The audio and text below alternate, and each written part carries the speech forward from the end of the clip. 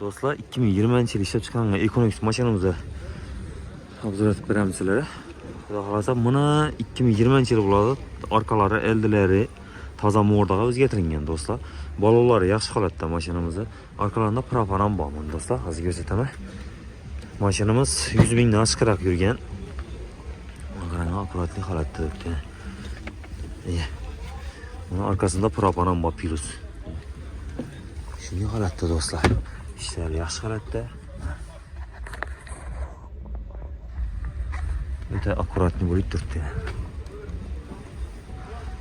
Mashinamiz 20-yil aytganim, balonlar yaxshi holatda. Kraskasini yordamimizdan eshikda petnosi bor kichkina.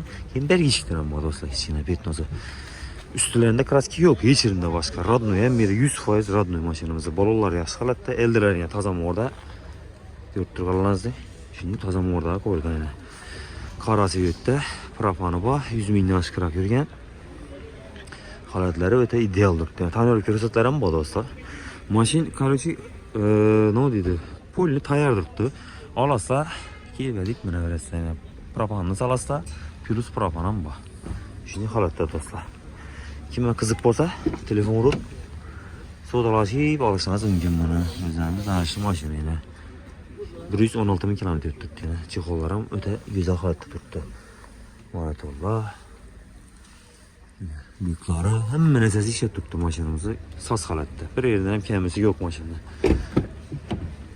Chiroyli bo'lib turibdi. Yaldirab turibdi, yaldirab qarab. Shunday holatda do'stlarni, Econex'imiz, Econex ismi nima edi bu? Dilim o'ylanmay qoldi bugun, sovuqroq chiqdi. Hech yerda kraska yaldirab o'ynading bo'lib turibdi ekan mashinamiz. Do'stlar, buni bahosini 260 million so'm aytilib turibdi. Kelishadigan yeri bor. Bunga barter, liboy mashin bilan barter ham bor. Kredit xizmati ham bor. Kimga qiziq bo'lsa, telefon bilan pastga qo'yib qo'yamiz do'stlar. Telefon urib savdolashib olishingiz mumkin. O'ta tayyor mashina. Telefon uraverasiz.